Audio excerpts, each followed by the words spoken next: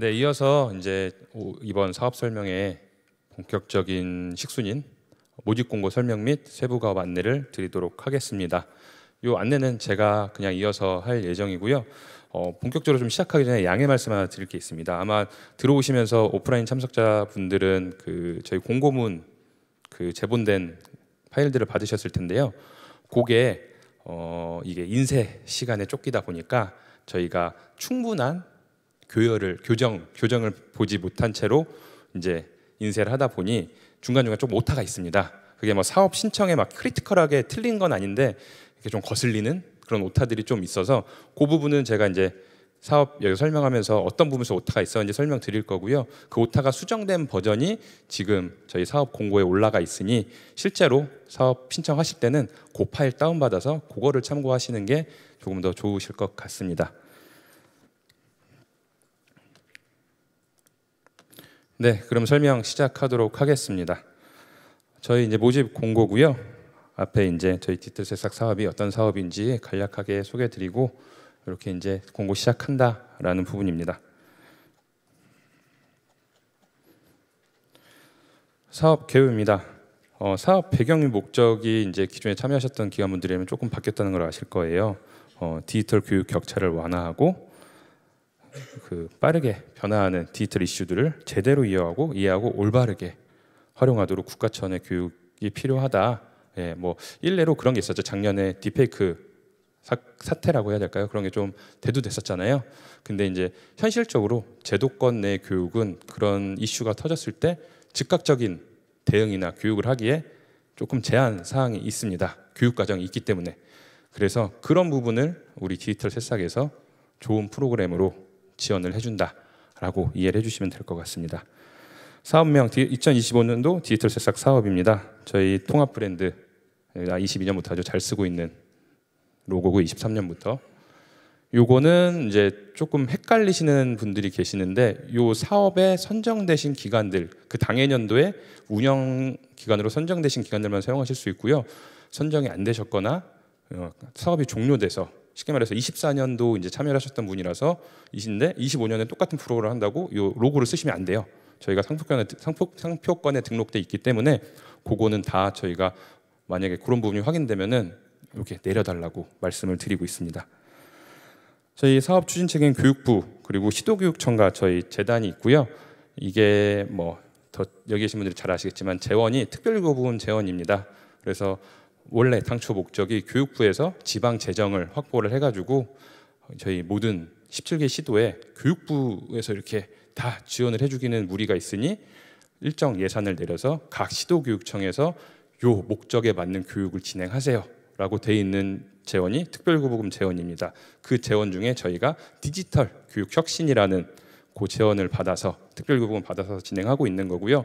이걸 또 17개 시도에서 다 각자 하려다 보니 이게 이제 업무 로드도 걸리고 또 예산이 쪼개지는 상황이라서 그렇게 큰 효과적인 교육을 할 수 없다라고 판단돼서 그 예산을 저희 재단의 각 17개 시도교육청이 위탁하면서 재단이 대신 교육을 좀 해주세요 라는 체계고요. 저희는 그 예산을 갖고서 우수한 기관들을 선정해서 기관분들께 또 예산을 재교부하고 운영을 하는 그 사업이라고 이해하시면 됩니다.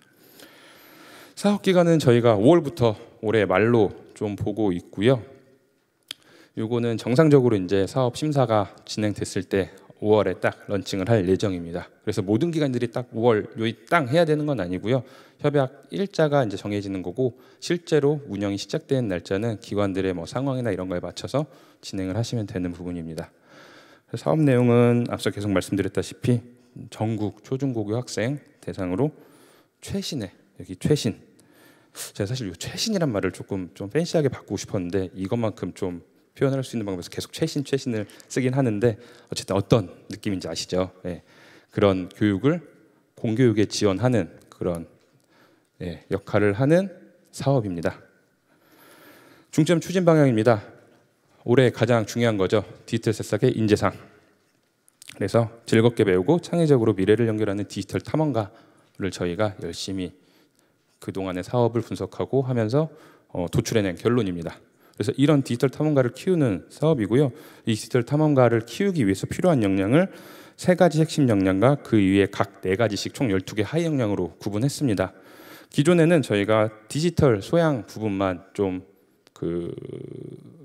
신경을 썼습니다. 그래서 뭐 데이터 소양이라든지 AI 소양이라든지 이런 약간 지식적인 부분, 그 부분에 대해서 소양 함양을 요구를 드렸다면 이게 조금 더 이제 발전을 해서 디벨롭이 돼서 디지털 소양 안에서도 그런 기술적인 원리와 뭐 활용의 부분이 있고, 또 보시다시피 뭐 약간 융합 기술이라든지 그에 따른 또 세분화돼서 소프트웨어의 활용 방법, 이런 소양을 좀 키워야 되고, 그 외에 두 가지 문제 해결 역량과 능동적 협력 부분의 역량도 함께 발전이 되어야 우리가 원하는 디지털 탐험가로 성장시킬 수 있다라는 결론에 다다른 거고요.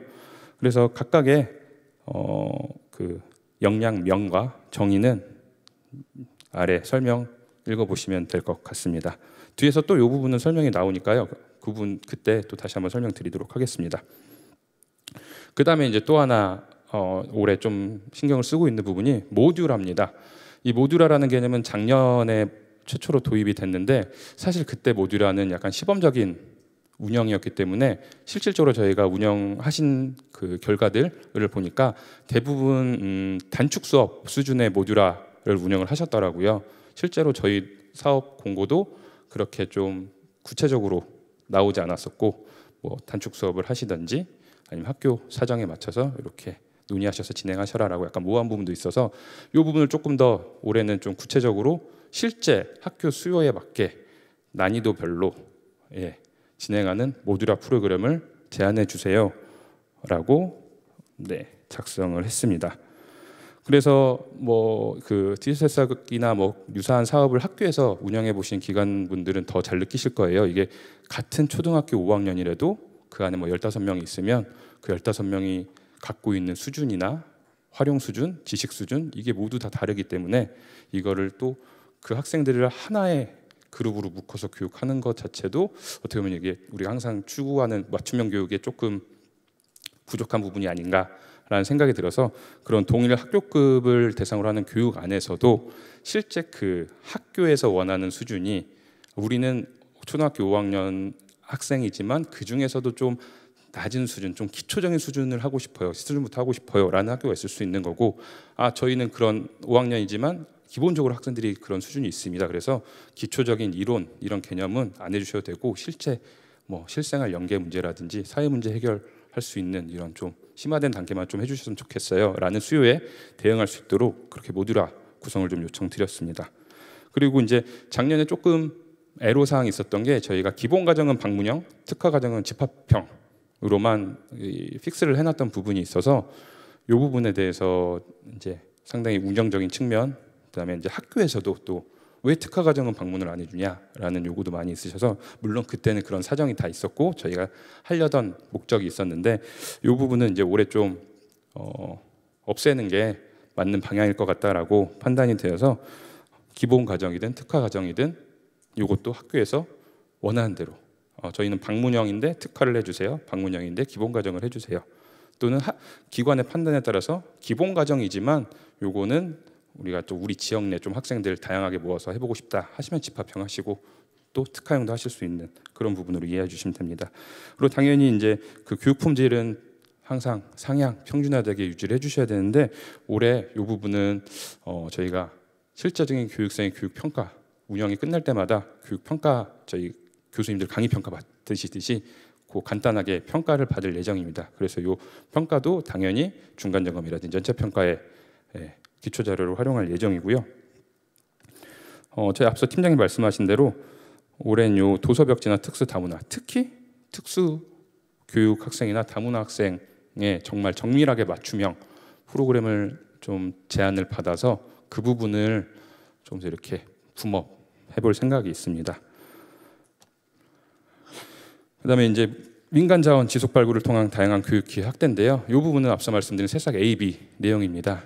저희가 앞서 말씀드린 대로 햇수로 4년이 되다 보니까 이제 선수 기관들이 많이 있으세요. 그래서 쉽게 이해하시기로는 쉬운 예로 항상 심사에 다윗과 골리앗의 싸움이 되죠. 신규 기관들 열심히 준비해서 오세요. 근데 이미 운영을 해보신 기관분들, 그런 분들은 실질적인 현장 데이터도 있고 그거에 따른 자기들의 노하우도 있기 때문에 싸움이 안 됩니다. 당연히 심사위원분들은 안정적인 운영 이런 부분을 많이 보시기 때문에 같은 뭐 값이면 다홍치마라고 그 기존에 운영하셨던 기관분들이 조금 유리한 부분이 없지 않아 있었습니다. 근데 그러다 보니까 문제가 다들 예상하시다시피 이제 그 고착화가 되고 프로그램의 다양성이 부족해지고 또 지역에서는 우리 지역에 이렇게 좋은 기관들이 있는데 왜 선정을 안 해주냐라는 그런 불만스러운 민원도 많이 제기되는 상황이고요. 그래서 보니 요거를 좀 트랙을 나누자. 새로운 기관들은 새로운 기관들끼리 경쟁하게 하고 뭐 새로운 기관이지만 뭐 그런 경쟁력이 있거나 기존의 운영에서 그런 운영적인 역량이 있는 분들의 기관들은 그들끼리 경쟁을 하도록 하는 게 맞을 것 같다 해서 트랙이 나눠진 거고요. 여기 이제 넓게 보면 저희가 궁극적으로 추구하는 거는 생태계입니다. 그래서 새싹 A에서 그치는 게 아니라 새싹 A로 들어온 기관들이 뭐 보셔서 아시겠지만 규모나 예산이 거의 절반 수준이에요. 새싹 B에 비하면. 그래서 작은 것부터 시작을 해서 그런 현장 데이터, 현장 역량을 쌓으신 후에 차년도에는 이제 B로 들어오시는 거죠. 그래서 B에서 또 한 번 더 고도화를 통해 프로그램 완성도가 높아지면은 그런 경쟁력 있는 프로그램을 가진 기관으로 성장해서 그런 디지털 교육 생태계를 좀 더 풍성하게 해주실 수 있는 그런 기관으로 성장을 지원하고자 하는 게 최종적인 목적이라고 보시면 됩니다. 그다음에 또 하나는 이제 올해부터 요거는 아마 기존 기관분들이 많이 우려하셨던 부분인데 권역형과 전국형을 동시 운영합니다. 그 뒷부분에 비율 40대 60이라는 비율이 있고 A 같은 경우에는 뭐 특별히 비율이 없긴 하지만 어쨌든 본인이 희망 권역 또는 소재 권역 외에도 그 외 권역까지 함께 운영해 주셔야 하는 그런 과업이 있습니다. 그래서 이 부분도 앞서 말씀드린 지역 격차 해소가 가장 큽니다. 이게 이 좀 디지털 삭도 팬덤이 좀 형성이 돼서 이걸 많이 참여해 보신 쉽게 생각하시면 그 권역 안에 대부분의 기관들을 다 참여해 보시는 학교도 있으시더라고요. 그런 데서는 가장 나온 이야기가 이제 더 이상 할 게 없다. 그게 그거다. 새로운 걸 달라라고 하는데 그렇다고 해서 저희가 기관분들을 계속 쪼아서 계속 새로운 거 주세요, 새로운 거 주세요 하는 것도 방법이지만 그렇게 되면은 교육의 질이 좋지 않은 교육이 제공될 수도 있고 검증되지 않는 교육이 제공될 수도 있기 때문에 그런 것보다는 오히려 이 선택의 폭을 넓혀드리는 게 좀 맞는 방향일 것 같다라고 해서 그렇게 좀 동시 운영으로 방향을 잡았습니다. 그래서 요거는 아마 내년에는 조금 더 전국형의 비율이 조금 확대를 할까 하는데 그거는 올해 좀 사업을 진행하는 걸 봐서 좀 결정하려고 하고 있습니다. 네, 공모 개요입니다. 저희 새싹 A, B로 나눠져 있고요. 새싹 A부터 설명을 드리자면 22년부터 24년까지의 주간 기관으로서 사업 수행 경험이 없는 기관들이 참여할 수 있습니다. 기본적으로. 그래서 뭐 어제 오늘 질의가 어떤 것 중에 이제 협력 기관도 포함이냐, 또 22년에는 디지털 새싹이라는 사업명이 아닌데 그건 포함이 안 되는 거냐, 뭐 이런 질문 주셨는데 22년도에 저희 이제 방학 중 소프트웨어 AI 교육 캠프라는 사업으로 했지만 그게 디지털 새싹의 시초기 때문에 그 디지털 새싹 사업이라고 봐주시면 되고요. 협력 기관으로 2번을 하셨든 3번을 하셨든 주간 기관으로만 참여 경험이 없으시면 신청 가능하시다고 보시면 됩니다. 사업비는 최대 6억 이내고요. 6억 이내에서 자유롭게 짜주시되 대신 프로그램 제한 수는 최소 2개, 최대 3개입니다. 그래서 선정 심사에서 저희가 프로그램 단위로 심사를 하거든요. 그래서 선정이 되셨다고 해도 제한된 모든 프로그램을 운영을 할 수도 있고 그 안에 이제 조금 미흡한 프로그램들은 저희가 그 프로그램 빼고 나머지 프로그램을 운영해 주세요. 이렇게 하는 경우가 있는데 2종 미만, 그야말로 한 종만 괜찮다는 거면은 뭐 기관의 역량과 상관없이 선정 심사 대상에서 제외, 쉽게 말하면 탈락으로 보고 있습니다. 선정 규모는 총 10개 내외고요. 밑에 당구장 표시대로 기관 소재 권역을 우선으로 하고 있습니다. 이 부분은 밑에 그 1지망, 2지망을 보시면 좀 더 이해가 되실 텐데요. 그 기관이 소재한 권역, 서울 17개 시도 있으시잖아요. 그 시도가 저희 5개 권역 안에 이제 서울, 인천, 경기 뭐 이렇게 묶여 있는데 그 권역으로 신청하시면 된다는 겁니다. 예를 들어서 우리가 그 어디죠? 저기 그 뭐 구로공단에 있는 IT 교육 기관이다 하면 서울이잖아요. 그럼 서울 인천권으로 지원을 하시면 되고요. 아니면 뭐 저기 전북 쪽에 그 혁신 도시인가요? 뭐 그쪽에 있는 교육기관이다 하면은 호남제 주권으로 신청을 해주시면 되는 겁니다. 그리고 이 지망은 그 외에 우리가 운영하고 싶은 권역을 지정해 주시면 되는데, 기본적으로 A나 B나 1지망 기준으로 심사를 하게 되고요. 1지망을 전체를 다 심사를 했는데 특이사항이 발생해서 좀 1지망에서 부족한 권역이 발생을 한다, 우리가 생각하는 쿼터보다. 그럴 경우에 이제 2지망을 놓고 이제 경쟁을 하는 거다 보니 대부분 1지망으로 선정이 되신다면 운영 권역이 설정된다고 보시면 됩니다. 최소 목표 인원은 전국 초중고 학생 2,000명 이상이고요. 여기서 중요한 게 방과 후, 여기서 말하는 방과 후는 학기 중 방과후가 있고요. 학기 중 주말, 방학 포함입니다. 그래서 2,000명 중에 거의 대다수죠. 한 80% 이상 1,500명은 방과 후에 운영을 해주셔야 되고, 한 500명 정도, 만약 2,000명이 그 기관의 목표 인원이라면 나머지 500명만 저희 비교과 교육 시간, 뭐 창체라든지 자유학기 시간에 운영을 하시면 됩니다. 그리고 이제 권역 전국과 운영 비율은 제한은 없습니다. 뭐 몇 프로 이상 해야 된다. 2,000명 중에 몇 프로는 그 희망 권역, 몇 프로는 전국 나머지 4개 권역을 해야 되는 없는데, 최소 1회 이상은, 우리가 서울 인천 권역이라면 서울 인천 권역이고 뭐 100번의 수업이 있다라고 하면은 96, 극단적인 예로 96번 서울 인천에 사셔도 돼요. 근데 나머지 4번은 각 권역, 나머지 경기, 호남, 제주, 경상, 이쪽 강원, 충청에서 최소 한 번씩은 해주셔야 된다라는 의미입니다. 다음에 새싹비입니다. 새싹비는 참가자는 제한 없습니다. 신규 기간, 기존 기간 모두 그 신청 가능하시고요. 사업비도 그러다 보니 더 큽니다. 약 2배, 12억 원 이내로 책정되어 있습니다.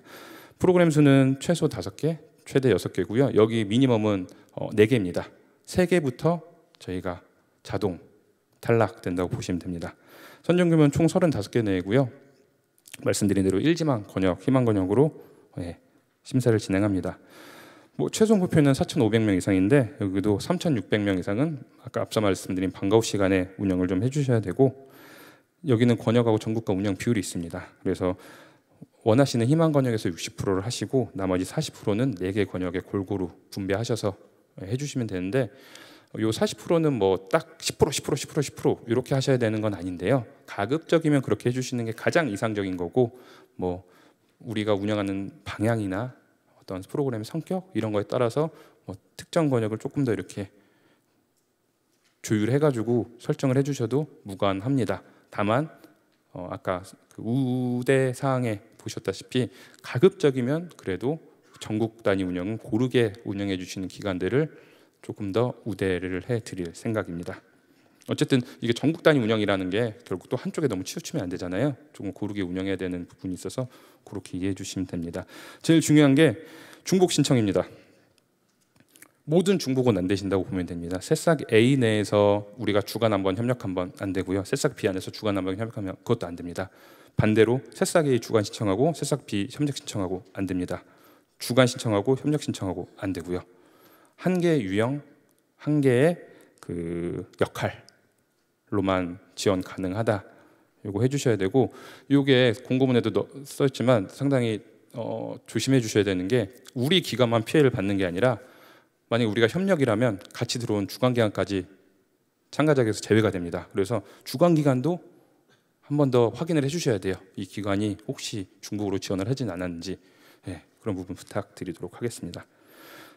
선정 대상은 당연히 이제 이런 역량을 가진 기관들을 저희가 뽑으려고 하고 있고요. 다양하고 전문화된 모듈형 교육 프로그램을 제안한 기관, 기본 과정에 한해서죠. 그다음에 학교 현장 역량 축적에 기여 가능한 기관.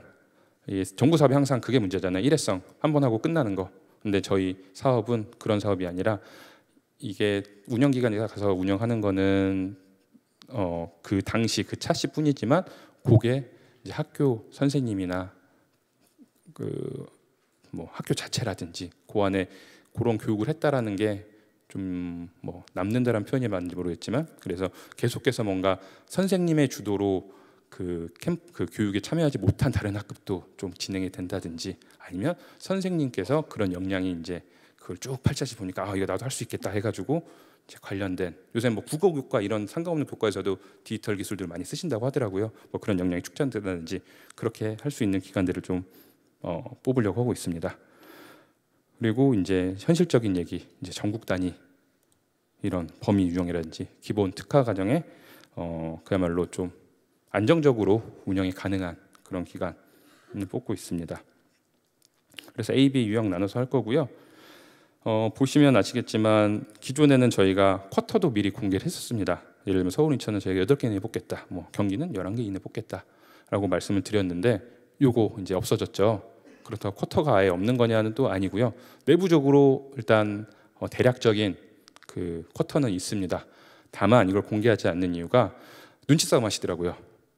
네. 실제로 우리는 경기에서 해야지 더 잘할 수 있는 기간인데 호남 제주가 들어보니까 지원자 수가 적다. 그래서 호남 제주에 지원을 하시고, 아니면 경기가 제일 많이 뽑으니까 경기로 일단 넣어보자 하시는, 그러니까 본인들의 기관의 전문성과 역량에 따라서 신청을 하셔야 되는데, 네, 저희 예전에 저 대학 갈 때 수시할 때 그런 거 많이 하거든요. 어디가 이렇게 경쟁률이 낮을까, 얻은 과가, 그래서 대학 간판만 보고 넣는다든지, 아무튼 그런 좀 사례가 그동안 좀 많이 발견돼서 그걸 좀 없애고자 쿼터는 일단 공개하지는 않고요. 다만 나중에 혹시 개별적으로 그래서 우리가 지원한 경기권에 그때 경쟁률이 어느 정도 됐어요라고 문의하시면 뭐 그 정도는 저희가 공개 가능합니다. 네. 그래서 그렇게 봐주시면 되고요.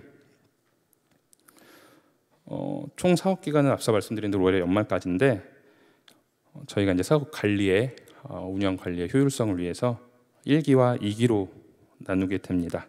그래서 1기는 5월부터 8월, 5, 6, 7, 8 4개월이고요.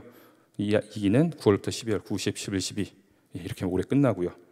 그래서 1기 때는 협약 체결하고 1기 운영, 그다음에 이제 8월 중순에서 말경에 운영 점검 한번 진행할 예정입니다. 그래서 1기 운영 어떻게 하셨고 2기 이제 운영 기획을 기반으로, 물론 이제 처음에 주실 때 전체 계획을 주시겠지만 그 안에서 운영해 보니까 우리가 요 프로그램을 좀 더 힘을 줘야겠더라, 또는 요 부분에서 예산을 조금 더 이렇게 쓰는 게 효율적이겠더라는 게 데이터가 모이실 거예요. 그런 거에 따라서 2기 조금 더 구체적으로 이렇게 하겠습니다를 갖고서 저희가 중간 점검을 할 예정이고요.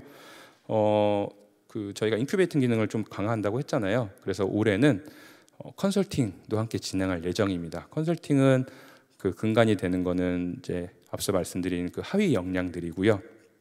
그래서 하위 역량별로 저희가 이제 진단 도구를 개발을 해가지고 그 프로그램이 학교 현장의 적합성이라든지 조금 더 그 소양을 키우기 위한 교육 효과성을 키우기 위해 어떤 부분이 조금 더 완성도 높게 가야 되는지라는 부분을 컨설팅단을 따로 꾸려가지고 기관별로 그 프로그램이 완성도 높게, 그러니까 기존에는 들어오시면 그냥 그걸로 쭉 하시는 거였잖아요. 아니면 기관 자율적으로 뭐 자문을 받고 하시고 하셨던 거를 저희가 조금 주도적으로 진행하려고 하는데 그 시기가 요 시기쯤 될 것 같습니다. 8월쯤.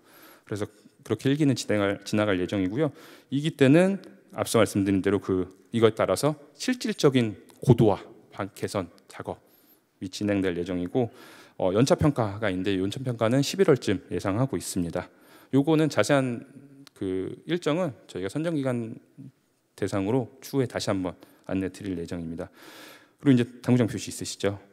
사업 기간 연장될 수 있다라고 있는데 요거는 정말 저희도 혹시 몰라서 언급을 해놓는 거고, 이게 이제 뭐 올해 하반기쯤 확정이 될 것 같은데 그때 이제 정확한 방안에 대해서 뭐 예를 들면 우리가 전체가 다 같이 해야 됩니다라든지, 아니면 그 중에 손드신 기관들만 저희가 조금 더 할게요, 또는 뭐 사업비를 추가로 드릴게요, 사업비는 못 드립니다, 뭐 이런 부분에 대해서 하반기에 다시 한번 안내를 드릴 텐데, 혹시 그때 돼서 그때 그런 얘기 없지 않았느냐, 또는 우리 준비 안 됐는데, 이런 불미스러운 사태를 막기 위해 언급한 내용이라 현재 상황에서는 크게 신경 쓰실 부분은 아닙니다. 지금 상황에서는 어쨌든 5월부터 12월까지 우리가 어떻게 운영하겠다, 여기에 중점적으로 계획 짜주시면 됩니다. 지원 예산 최대 6억이고 A 같은 경우는 B는 12억 이내입니다. 그래서 이게 저희가 한 번에 드리면 참 운영에 좋으실 텐데 좀 찾아보니까 그럴 경우에 조금 문제의 소지가 발생할 수 있더라고요. 뭐 약간 내부 규정이나 이런 걸 따라서. 그래서 1기, 2기 나눠서 그 지급을 할 예정인데 현재로서는 8대2 생각하고 있습니다. 그래서 협약 체결 직후에 8이 나가고요. 그다음에 운영 점검, 중간 점검 이후에 나머지 2 지급하는 형태로 진행하려고 하고 있습니다. 그래서 이제 사업비의 이제 적정도 내년과 좀 다른 부분이 있는데요.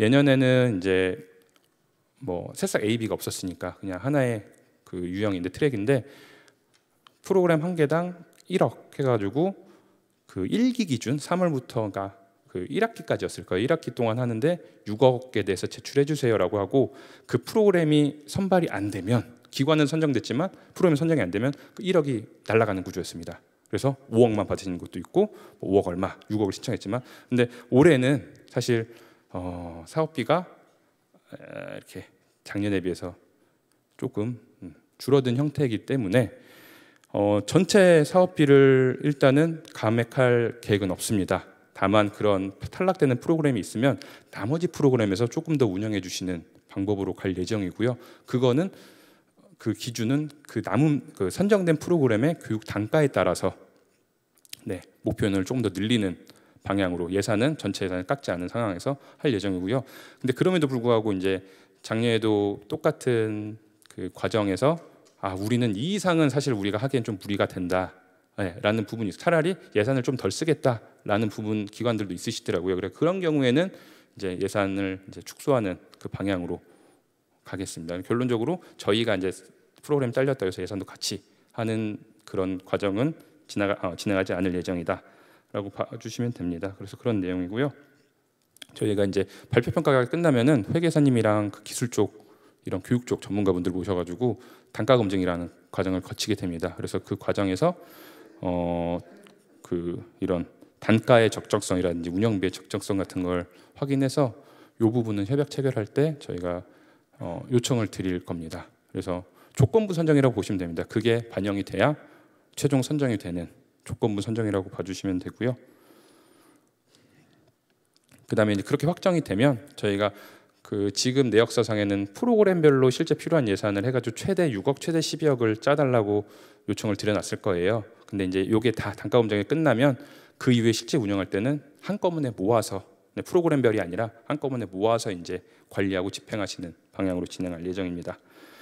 프로그램 제한 부분입니다. 새싹 A 2개에서 3개, B는 5개에서 6개고요. 기본 과정과 특화 과정이 있습니다. 기본 과정 쉽게 생각하면 기본 교육이라고 보시면 돼요. 모든 학생들이 처음부터 쉽게 접할 수 있는 기본 교육 과정이라고 보시면 되고 특화 과정 같은 경우에는 제일 대표적인 예로 뭐 심화 과정이 있겠죠.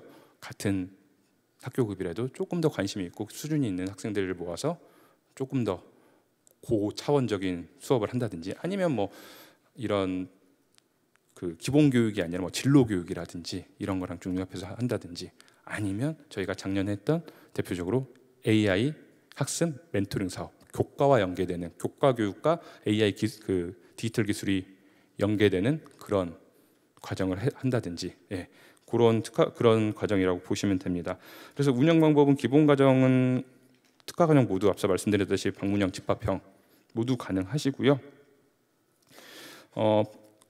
조금 봐주셔야 되는 부분은 방문형, 그러니까 특화 과정의 방문형 같은 경우에는 20명 적정 인원을 채우시기 당연히 어려운 부분이 있으실 거예요. 그래서 이거는 그 기관의 예산 상황이나 뭐 어떤 그 여유 상황을 봐서 10명부터 가능하다라고 봐주시면 됩니다. 그래서 구성 방안으로는 기본 과정은 최소 8차시 이상 모듈형으로 해주시고 특화 과정은 12차시 이상 지속형 끊기는 게 아니라 딱 시작하면 12차시가 쭉 이어져서 최종적으로 골에 도달하는 그런 특화 성취형 수업으로 제안을 해주시면 됩니다.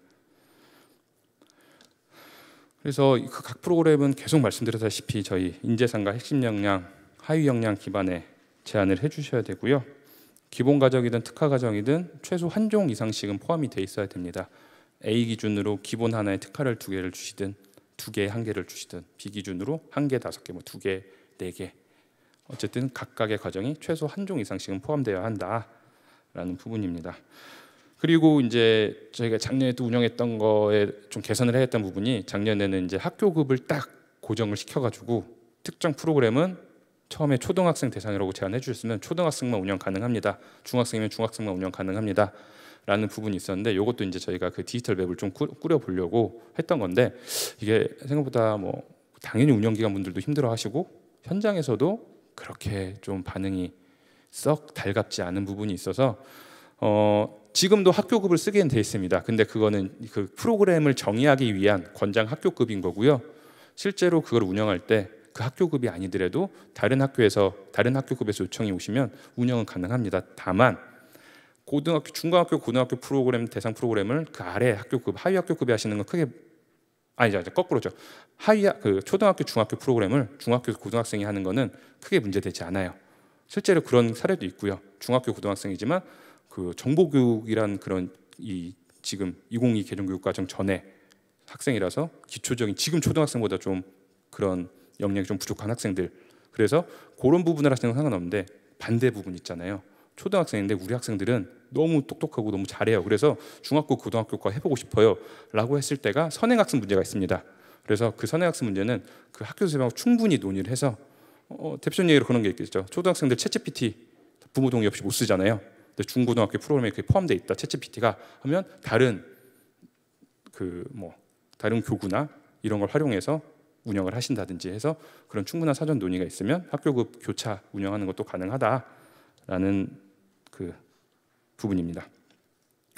그리고 프로그램별 목표 인원은 자율적으로 아까 총 목표 인원 안에 잘 나눠서 제한해 주시되 나중에 운영하실 때 어떤 특정 프로그램을 너무 운영이 안 돼 있고 너무 특정 프로그램 운영돼 있고 하시면 안 되고 좀 인기가 없고 부족한 프로그램이라도 최소 50%는 운영을 해주셔야 된다. 그래서 만약에 그런 프로그램들이 있으시다라고 하면 저희가 올해는 그 컨설팅이라는 과정이 있기 때문에 최대한 그 프로그램도 어떤 부분에서 좀 이게 쉽게 말해서 인기가 없는 건지 수요가 없는 건지에 대한 컨설팅도 같이 해가지고 하다못해 2기 때는 조금 더 붐업을 시킨다든지 할 예정입니다. 그래서 운영기관 분들도 이게 또 현장에서 안 찾아주니까 또는 운영이 힘드니까 해서 외면하시지 마시고 모든 프로그램 골고루 운영하도록 노력 부탁드립니다. 이 선발된 프로그램 개수는 아까 말씀드린 대로 1개, 3개인 경우 아예 자동 탈락이라는 얘기고요. 그다음에 우대상 제일 중요한 부분이죠. 요거는 앞서 근데 팀장님께서 말씀해 주셨으니까 그냥 쭉 읽고 넘어가도록 하겠습니다. 전국 목표 인원이 타기관 대비 고른 경우, 그다음에 그 신청 기관이 주간 및 협력 개발한 우수 신규 프로그램을 다수 제한한 경우, 쉽게 생각하시면은 시중에 나와 있는 그냥 교환 갖고 와서 우리가 운영하겠습니다 보다는 우리가 이런 기관이라 이런 부분에서 되게 잘하는 기관이라 이런 프로그램을 개발했어요 라는 기관을 좀 더 우대하겠다는 겁니다. 그다음에 디지털 취약계층, 이전에 사회적 배려계층이라는 표현을 했었죠. 똑같습니다. 그 취약계층 유형별로 정밀한 맞춤형 프로그램, 그냥 단순히 이런 프로그램인데 이거 다문화 대상 몇 명 하려고 아니라 다문화의 특성을 저희가 다문화 학생들의 특성을 분석해 보니 이런 부분에서 어려움을 겪어서 디지털 교육까지 이어지지 않더라고요. 그래서 그 부분을 저희는 이렇게 지원하려고 합니다 라든지 그런 부분에 딱 맞춤형으로 정말 다문화든 특수학생이든 그런 기관을 제안해 주신 그런 프로그램을 제안해 주신 기관들을 우대할 예정입니다. 추진 일정이고요. 공모 4월 3일 17시까지입니다. 꼭 시간 지켜주시고요. 이게 시스템으로 되는 거라 1초라도 늦으면 접수가 안 돼요. 그래서 그때는 저희한테 전화를 주셔도 해결해 드릴 방도가 없습니다. 그래서 생각보다 이게 그 갖고 계시는 컴퓨터 사양이나 회선의 그런 사양에 따라서 그 오류가 좀 빈번하게 발생을 하더라고요. 근데 그런 걸 미리 체크 안 하시고 그냥 시간 맞춰서 하시다가 마감 10분 남았는데 이제 오류가 발생해 버리면 저희도 이제 손을 써드릴 방법이 없어요. 왜냐하면 시스템 전체에 대한 문제가 아니기 때문에. 그렇기 때문에 그런 것도 미리 저희가 그 제출 완료만 안 하시면 얼마든지 수정을 하실 수 있거든요. 그래서 미리 좀 PMS 들어가서 기본 정보라도 좀 입력해 놓으신다든지 하는 게 좀 도움이 되실 것 같습니다. 사업 설명은 오늘 17시까지 예정 지금 진행하고 있고요. 제일 중요한 발표 평가, 서류 평가 저희가 이 전주에 진행할 예정이고요. 그래서 선정된 기관들 별도로 안내드릴 예정입니다. 그래서 발표 순서라든지 필요한 발표 자료 이런 것들 요청 드릴 거고요. 그래서 25일부터 27일까지 무작위 순서 배정입니다.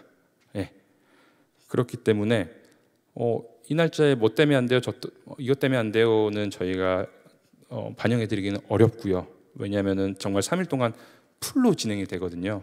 그래서 그 기간이 그 시간에 들어가면 다른 기간 그때 하려는 기관들이 다른 데로 가야 되는데 사실 저라도 시간 안 바꿔주고 싶을 것 같거든요. 경쟁자인데. 그렇기 때문에 그 부분은 어렵다. 그래서 요 일정은 우리가 좀 자신 있다 하시는 기관분들은 미리 좀 일정, 뭐 다 자신 있으시죠? 미리 일정 좀 빼놔 주시고, 제일 중요한 거는 총괄 책임자의 발표가 필수입니다. 네, 요게 어느 정도 필수냐면은 모 대학의 교수님은 그 해외 학회 일정도 포기하시고 오셨어요. 그러니까 그 정도로 저희가 이게 이 총괄 책임자분의 발표를 이렇게 대리하는 게 상당히 좀 제한적이에요. 그리고 당연히 심사에서도 다른 기관들은 다 총괄 책임자분들이 오셔서 제가 책임지고 열심히 해보겠습니다라고 하시는데, 실무자가 오신다든지 뭐 대학 경우 그 밑에 연구원분이 오신다든지 하면은 당연히 선정심사에서도 아무리 내용이 좋아도 믿음을 주기 힘들겠죠. 그렇기 때문에 총괄 책임자 발표 필수 꼭 염두에 두시고요. 최종 결과 5월 중 예정인데, 아까 저희가 가급적이면 5월부터 런칭하도록 하겠다라고 했잖아요. 그래서 요 27일 일요일 날 심사가 끝나면 그 주 금요일에 최종 결과를 발표하려고 목표를 잡고 있습니다. 네, 아시죠? 예정이라는 건 언제든 바뀔 수 있다라는 거. 저희가 하지만 열심히 한번 해보겠습니다. 뒤에 이제 제안 세부 내용인데요. 요거 이제 하나하나 다 설명드리려면 이제 오늘 하루 종일 설명을 드려도 모자랄 것 같아서 중요한 포인트만 좀 말씀드리도록 하겠습니다. 어차피 앞에 개요 부분에 필수적인 내용들은 다 설명드렸기 때문에 여기서 한 번 더 짚고 가야 될 부분들만 좀 말씀드리겠습니다. 프로그램 구성 방향 보시면 핵심 및 하위 역량 구성 방법이 있습니다. 저희가 12개 역량 중에 디지털 소양 안에 디지털 원리 이해라는 부분이 있어요. 이 부분이 작년 기준 디지털 소양이라고 보시면 돼요. 그래서 이거는 무조건적으로 척도가 구성이 1점부터 5점까지 척도가 구성이 돼야 되고요. 그리고 추가적으로 요 4가지 소양, 교육 소양 중에 한 가지, 기본 과정 기준으로 한 가지, 특화 과정은 한 가지 하셔도 되고 2개 이상 결합을 하셔도 되고, 그래서 우리가 어떤 걸 가르치는, 쉽게 말해서 교육이다, 이게 디지털 리터러시 쪽이다, 데이터 쪽이다, 컴퓨팅 사고력 쪽이다를 그 프로그램 제안서 내에 표현해 주셔야 되고요. 여기 있는 대로 기본 과정은 단일 수행 필수, 중복 선택은 불가합니다. 특화는 가능하다. 그래서 12개 하위 역량이 있는데 뒤에 이제 붙임으로 가이드 있으실 거예요. 그 중에 우리 프로그램이 5점 척도 중에 몇 도다, 몇 점이다, 그러니까 레벨 몇이다. 그 다음에 그 협력 부분은 아마 3점 척도일 겁니다. 네, 그래서 그 3점 5, 1, 3, 5, 그러니까 뭐 5점이죠. 그러니까 3개 척도지만 1, 3, 5 그 중에 어떤 건지 해주시면 되는데, 이게 무조건 레벨 높다고 해서 좋은 거 아니고요. 팀장님이 아까 말씀 주셨지만 어떤 프로그램인지 저희가 조금 더 정확하게 파악하려고 요청을 드리는 부분이에요. 그래서 오히려 우리 다 레벨 5예요. 저는 이거는 바르지 않은 부분이라고 보거든요. 그래서 객관적으로 냉정하게 우리 프로그램이 이 12개 역량 중에 몇 점 정도 재단이 제시한 가이드에 어느에 해당하는지 그거 하셔가지고 주시면, 뭐 심사위원분들이 만약에 그 척도에 대해서 이해가 안 되시면 발표 평가 때 물어보실 거예요. 이걸 왜 이렇게 판단을 하셨는지. 그래서 그 판단 근거에 대해서 말씀해 주시면 되는 거고, 이게 뭐 무조건 레벨이 높아서 뽑히고 그런 거 아니고요. 정확하게 좀 판단 부탁드리고, 그리고 이제 그 하다 보면 12개 하위 역량 중에 포함이 안 되는 것도 있으실 거예요. 뭐 예를 들어서 디지털 소양 쪽에 그 디지털 윤리라는 부분인데 모든 프로그램이 윤리를 가르치지는 않잖아요. 그래서 없는 거는 그냥 0으로 하셔도 돼요. 없다라고 하시면 돼요.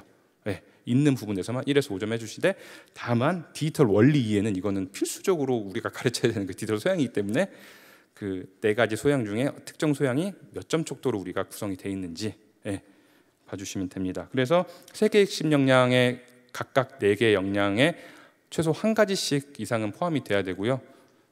디지털 그 소양 쪽은 필수가 하나 있기 때문에 추가로 하나 더 선택을 해주시면 됩니다. 그래서 여기 쓰듯이 양적 측면이 아니라 얼마나 좀 한목적성에 맞게 좀 이해가 되도록, 얼마나 좀 명확하게 프로그램 안에 명시가 되어 있는지, 막 모호하게 맞나 아닌가가 아니라 명확하게 좀 표시가 되어 있나, 그런 거를 좀 평가 때 반영할 예정입니다. 그래서 기본 과정은 앞서 다 말씀드린 부분이고, 이 부분 모듈화 부분만 한 번 더 설명드리도록 하겠습니다. 저희가 이제 진입, 도약, 성장이라고 3단계로 좀 구분을 했고요. 쉽게 말씀드리면 초, 중, 고입니다. 초급, 중급, 고급이라고 보시면 되는데, 그렇게 생각하시면 고급은 무조건 심화가 돼야 되고 무조건 어려운 걸 갖춰야 될 것 같은 그런 느낌을 받을 것 같아서 조금 더 고민을 해서 진입기, 도약기, 성장기라고 저희가 나눴고요. 요 안에서 이 세 개 그 3단계가 다 합쳐서 8차시 이상이 구성되도록 제한을 해주시면 됩니다. 그리고 각 기마다 최소 2차시 이상 구성이 돼서 요거에 대한 기준이 있잖아요. 진입기는 그럼 어디까지 가르쳐야 되는 거고, 도약기는 어디까지 가르쳐야 되고, 성장기는 어디까지 가르쳐야 되는지에 대한 거는 프로그램의 그 내용에 따라 또는 기관의 판단에 따라 제안을 해주시면 됩니다. 우린 이 프로그램의 최종 목적이 이거기 때문에 진입기는 여기까지로 봤다, 성장기는 여기까지로 봤다, 도약기는 여기로 봤다, 그래서 최종 성장 이렇게 성장하는 것을 목표로 한다라고 주시면 됩니다. 그리고 이제 학교에서 실제로 운영하시게 되면 우리는 진입기만 좀 해주세요, 또는 도약기만 해주세요, 진입 도약까지만 해주세요 에 맞춰서 운영을 해주시면 되기 때문에 여기 표현됐듯이 당연히 각각 독립적으로도 운영이 가능해야 됩니다. 그 넷플릭스 드라마처럼 막 시즌 2가 있습니다, 이거 안 되고요. 딱 그 진입기만 했을 때 어느 정도의 교육 성과가 있도록, 도약기만 해서도 그 다음에 이어지기도 하고, 그런 프로그램을 좀 제안을 해주셔야 되고요. 8차시 이상이기 때문에 그 이상 10차시 이렇게 해주시는 것도 크게 제약은 없습니다. 특화과정 앞서 말씀드린 대로 지속형 과정이고요. 이 부분은 저희가 이제 조금 더 이해를 편하기 위해 밑에 프로그램 예시가 있어요. 근데 이제 보통 이렇게 예시를 드리면 딱 이 예시에 맞춰서 해오시는 또 그런 경향이 있으시더라고요. 그래서 가장 먼저 요 설명 넣고요. 요거는 예시일 뿐이다. 요거 기반으로 특화 과정을 잘 제시해 주시라. 특화 과정엔 요런 거를 할 수 있습니다 정도 예시로 봐주시면 됩니다. 그리고 앞서 말씀드린 아까 디지털 원리 이해 안에 그 4가지 소양이 있다고 그랬잖아요. 그 소양의 정의는 여기 있는 내용을 봐주시면 되고, 다만 이 디지털 리터러시라는 부분을 소양을 해주시면 이 디지털 기기 활용 능력에 관한 활동은 어딘가에 포함이 돼 있어야 됩니다. 진입기든 도약기든 성장기든 그 어딘가에는 녹아져 있어야 되고요. 꼭 한 차시 이상, 2차시 이상은 아니지만 어딘가에는 있어야 된다라고 봐주시면 됩니다.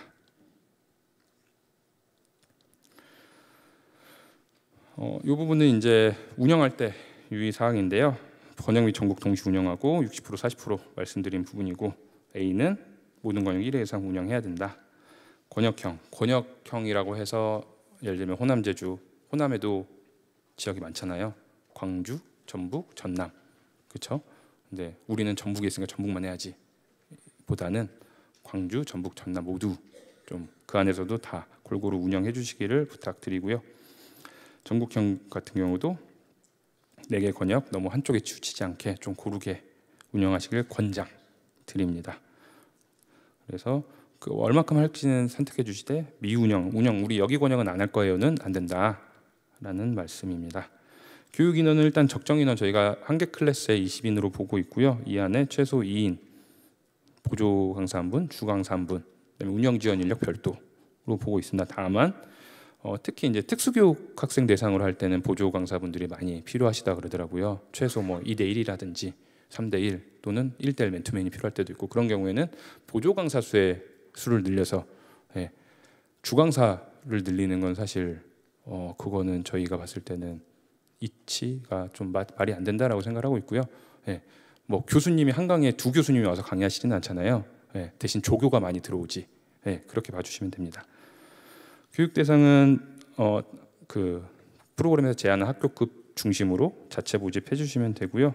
이것도 특정 학교, 학년에 좀 치우치지 않게 좀 운영 부탁드립니다. 이 교육 대상에 여기는 왜 포함이 안 됐냐라는 가끔 질문을 주실 때가 있어요. 결론적으로 한국 사람이 아니라서 그렇습니다. 이 탈북민이 그 탈북을 해서 우리나라에 정착하신 분들이 아니에요. 탈북을 해서 그 난민 자격이 있으신 분들이죠. 아직 국가를 어디로 정할지 못하신 분들을 탈북민이라고 한다 그러더라고요. 그런 분들입니다. 이렇게 탈북을 해서 이미 학교에서 학교 잘 다니고 이런 분들을 말씀을 드리는 게 아니고요. 그런 분들이고, 제한 외국인, 재외국인 당연히 저희 국민 아니기 때문에 세금으로 운영되는 사업이다 보니 이런 학생들보다 우리 학교, 우리나라 학생들 한 명이라도 더 수혜를 주는 게 맞기 때문에 지원 대상에 제외됩니다. 그래서 이런 부분은 어차피 나중에 다시 한번 설명을 드릴 거라서 넘어가도록 하겠고요. 그래서 수준 교육 차시는 기관에서 고려해서 합리적으로 설정해 주시면 됩니다. 상태로 목표 인원 다시 한번 나왔고요. 요 당구장 표시에 새로 추가된 건데 그 정규 교과 교육 과정은 절대 운영하시면 안 돼요. 네, 요거는 아예 교육부 뭐 규정이라고 해야 하나, 운영 요령, 교육 요령, 아무튼 거기 딱 정의돼 있다고 하더라고요. 쉽게 얘기하면 수학 시간, 뭐 국어 시간, 그런 교과 시간 있잖아요. 그 시간에는 운영을 하시면 안 됩니다. 정규 교육 시간 내에 비교과 교육 과정 시간에 하셔야 되는 거예요. 네, 그거 말씀드렸고요. 이게 이제 차시로 하다 보니까 또 이 부분도 이제 한 차시 그러면은 뭐 초등학교 40분, 중학교 45분인데 무조건 1시간 해야 되냐라는 질문이 많이 들어서 넣은 부분인데, 이제 블록 타임이라고 해서 초등학생 대상이시면 40분을 해도 그냥 한 차시로 보시면 돼요. 네, 그래서 그거에 따라서 강사료도 지급하시고 1시간 하신 걸로, 네, 중학생은 45분, 고교는 50분 그렇게 하시면 됩니다. 그다음에 교구제, 가장 말이 많이 나오는 부분이고 저희도 가장 신경을 쓰는 부분인데요. 당연히 범용성과 호환성이 높은 교구제를 활용하시면 우대합니다. 네, 쉽게 생각하시면은 뭐 대표적인 예로 그런 게 있겠죠. 6개 프로그램인데 6개마다 각각의 막 다양한 교구와 다양한 장비와 이런 게 필요한 게 아니라 특정 장비로 다양한 교육을 할 수 있다든지, 네, 이런 게 이제 좀 범용성이 높고, 아니면 이게 학교에서 나중에 이제 직접 가서 교육기관이 운영하지 않으려도 학교에서도 쉽게 구해가지고 이렇게 활용할 수 있는 교구제라든지, 네, 그런 거 하시면은 우대한다라는 거고요. 이런 거 불필요한 장비 임차 하시면 안 되고, 저희가 사업관리 시스템이 있습니다. 통합관리 시스템이라고 하는데 그 안에 교구제 현황도 필수적으로 나중에 선정되시면 등록하셔야 됩니다. 몇 개 샀고, 몇 개 썼고, 네, 몇 개 남아 있고, 네, 재고 관리라고 보시면 됩니다. 그다음에 이제 이 부분은 저희가 이번에 추가된 내용인데, 그동안 범용성 교구에 대해서 좀 정의가 없었습니다. 그래서 만약에 범용성 교구로 100명을 대상으로 수업을 한다 했을 때 80개를 구매나 임차를 해도 범용성이고 50개를 구매 임차를 해도 범용성이고, 어쨌든 1대1은 아니잖아요. 일회성은 아니기 때문에, 1대1 매칭은 아니기 때문에 했었는데, 그러다 보니까 요 안에서 좀 상당히 불필요한 비용이 많이 발생하더라고요. 그래서 올해부터는 범용성 교구라면 최소 1개 교구로 2회 이상, 예, 활용을 하셔야 됩니다. 그래서 예시에 나와 있듯이 어떤 특정 범용성 교구제 프로그램이 목표 인원이 100명이라면 구매나 임차할 수 있는 범용성은 50개로 제한한다라는 내용입니다. 그다음에 일회성 교구 활용 시에는 가장 크게 문제되는 게 초반에 너무 많이 사세요. 예, 초반에 우리 이 프로그램 목표 인원 1000명 잡았으니까 일단 1000개 다 사. 예, 왜냐면 행정 처리 복잡하잖아. 그러니까 미리 사나 했는데 실제로 그게 현장에서 별로 인기가 없어요. 그래서 겨우겨우 500명 채웠어요. 그럼 나머지 500개가 자녀 교구제로 남는 경우가 발생을 해요. 그렇게 되면 예산도 아깝고, 그동안은 이거에 대해서 저희가 크게 제재하지 않았는데 올해부터는 이 부분에 대해서도, 예, 저희가 조금 더 면밀하게 좀 살펴볼 예정입니다. 네, 그래서 너무 교육 인원 대비 다양의 그 교구제를 구매하신다든지, 그렇게 남으니까 그냥 기념품성으로 하나씩 더 가져가, 아니면 다른 학급 애들 불러다가 교육은 안 했지만 하나씩 받아가, 학교 선생님들 막 50개 드리고 오고, 이런 경우도 있거든요. 그런 경우 다 저희가 추후 정산해서 소명받고 최악의 경우 환수 대상으로 될 수도 있다는 점, 예, 참고 부탁드립니다. 기본적으로 오프라인 교육이 원칙입니다. 그래서 대표적으로 그 플립드 러닝 있잖아요. 미리 사전에 온라인 교육하고 오프라인 하는 거, 그러면은 앞에 사전 온라인 교육한 건 저희는 정식 차시로 인정하지 않습니다. 네, 뒤에 오프라인만 정식 차시로 인정한다라고 보시면 됩니다.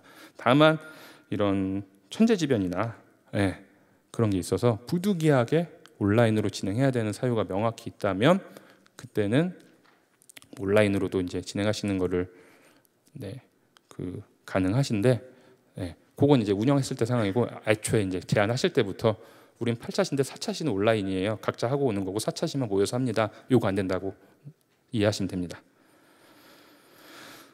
교육 프로그램 실제고 가장 중요한 강사분이 제일 중요하시죠. 특히나 올해 전국 단위 운영이 있습니다. 그래서 강사 확보 부분에서 상당히 고심이 많으실 텐데요. 이 부분 강사분들, 저희가 또 올해는 그 강의 평가라는 부분이 들어가기 때문에 강사분들에 대한 그 관리 부분도 시스템 통해서 조금 더 구체적으로 면밀하게 할 예정입니다. 그래서 기관에서도 그냥 한번 이렇게 모집해가지고 양성교육 한두 시간 하시고 알아서 하세요가 아니라 주기적으로 좀 관리를 부탁드린다는 부분입니다. 그래서 뭐 이렇게 좀 강의 평점이 낮은 강사분들은 별도의 좀 추가 교육을 하신다든지 보수 교육을 하신다든지 이렇게 좀 관리가 필요하다라는 부분이고요. 뭐 황사회원가입 이런 거는 나중에 선정기간 선정되시면 저희가 구체적으로 스텝 바이 스텝으로 다 말씀드릴 예정입니다. 그리고 이제 역량 축적 부분인데요. 이 부분이 꼭 프로그램 안에 반영이 돼야 되고 뭐 그런 부분은 사실상 아니긴 합니다. 이게 없다고 해서 막 프로그램이 탈락되고 이건 아니지만 어쨌든 저희가 공교육을 지원하고자 하는 최초의 그리고 궁극적인 목적이 있기 때문에 가급적이면 단순히 하고 끝내는 게 아니라 뭐 이런 협업 수업이라든지 교육 참관 통해서 우리가 가서 한 8차씩 교육할 때 그래도 그 선생님이 또 선생님들이 보시면 아신다 그러더라고요. 잠깐만 봐도 아 이런 말이구나 하고 또 전문가분들이 아신다 그러더라고요. 그래서 그런 노력 좀 필요하다. 그래서 우리가 떠나도 이 역량은 좀 남아 있게 그런 부분입니다. 역할 구분, 주강사, 보조강사 역할 구분이고요. 여기는 한번 읽어보시면 될 것 같습니다. 제일 중요한 거 학원 선생님들 쓰시면 안 돼요. 학원 선생님들 쓰시면 안 되고 그다음에 주강사 역할, 보조강사 역할 한번 쭉 읽어보시면 됩니다. 그다음에 이제 컨소시엄 구성하시는 기관들이 있으실 거예요. 각자의 전문 부분이 다르다 보니까 그래서 그럴 경우에는 그냥 뭐 단순히 행정 처리 쉽게 하려고 우리가 하면은 막 견적도 받아야 되고 뭐도 해야 되고 뭐도 올리고 해야 되는데 이거 그냥 그 업체에서 해주시면은 다 그냥 살 수 있으니까 저희랑 같이 하시죠가 아니라 우린 이런 전문성 있고 그쪽은 이런 전문성 있으니 같이 한번 시너지 해보자. 당연히 그렇게 컨소가 구성이 돼야 되고요. 주관 기관별로 협력 기관 최대 3개까지 컨소시엄이라고 되어 있는데 이게 좀 모호한 표현이죠. 그러니까 협력 기관은 최대 2개인 거예요. 주관 기관 플러스 협력 기관이 이거 제가 FAQ에 포함드릴게요. 포함해서 3개, 최대 3개. 협력 기관 2개죠. 그런 의미입니다. 그리고 이제 이것도 생각보다 많이 발생하는 건데요. 앞서 말씀드린 그런 사유로 인해서 우리는 돈 안 쓸게요. 그냥 협력기관 돈 다 주세요. 거기서 알아서 다 사고 할 거예요. 안 됩니다. 그 역할에 따라서 각자 맡은 역할에 따라서 적절하게 분배가 돼야 됩니다. 그리고 이제 주관기관은 당연히 협력기관의 돈 잘 집행하시는지 잘 봐주셔야 되고 이게 결국 정산에서 책임을 묻는 건 책임 소지는 주관기관에 있거든요. 협력기관이 집행을 하셨다 하더라도 왜냐하면 저희가 교부하는 대상은 주관기관이기 때문에 그렇기 때문에 그냥 그 재단에서 교부받은 돈 재교부한다 수준이 아니라 주기적으로 좀 잘 쓰고 계신지 이런 부분들 확인해 주셔야 됩니다. 그리고 뭐 지역에 이런 이게 협업 체계 구축하실 수 있으면 이 부분 상당히 플러스 되는 부분이고요. 뒤에 뭐 다 했던 얘기들입니다. 10이냐 구성 가능하다. 그리고 이제 이 부분 좀 설명드리자면 아마 이게 이제 마지막 사업비 중 전에 마지막일 텐데 기존에는 저희가 제시하는 그 성과 지표는 정량적인 부분 아까 말씀드린 대로 뭐 2,000명 이상 해주세요, 4,500 이상 해주세요 이 부분만 있었고 정성적, 정량적 성과는 자체적으로 좀 지표를 주세요라고 진행을 했었습니다. 근데 그러다 보니 그 성과에 대한 질이라고 해야 될까요? 그러니까 그 목표를 달성하는데 아시잖아요. 이렇게 되게 어려운 길을 가야 되는 성과 지표가 있고 그냥 단순히 하면 채워지는 KPI가 있고 이게 너무 기관별로 편차가 커서 기존의 그 기조는 유지하되 올해 저희가 상반기 중에 자체적인 정성적 성과 지표를 만들 겁니다. 그래서 그 부분에 대해서 기관들이 목적을 달성해야 되는 부분이 있다면 아까 그 운영 점검 1기 그 시기 있잖아요. 그때 2기에 이렇게 해주셔야 됩니다라고 별도의 안내를 드릴 예정입니다. 그래서 그 부분 설명드린 부분이고요. 그래서 일단 지금 제안 단계에서는 그 사업 계획서 안에 자체 성과 지표만 주세요라고 돼 있을 거예요. 그래서 우선 지금 상황에서는 우리의 그 목적과 목표에 맞게 자체 성과 지표 짜서 주시면 되고 요거는 추후에 저희가 안내 드릴 부분이다라고 이해해 주시면 됩니다. 그리고 이제 밑에는 당연한 얘기고요. 매뉴얼 준수해 주시고 결과물 저희가 요청드리는 거 뭐 사업 결과 보고서라든지 정산 보고서라든지 잘 제출해 달라. 그리고 이제 중간중간 저희가 행사 같은 거 있어요. 그러면은 이렇게 좀 요청드리는 경우 있는데 그때도 적극적 협조 부탁드립니다. 예산 편성 부분 좀 많이 구체화되고 조금은 복잡해졌습니다.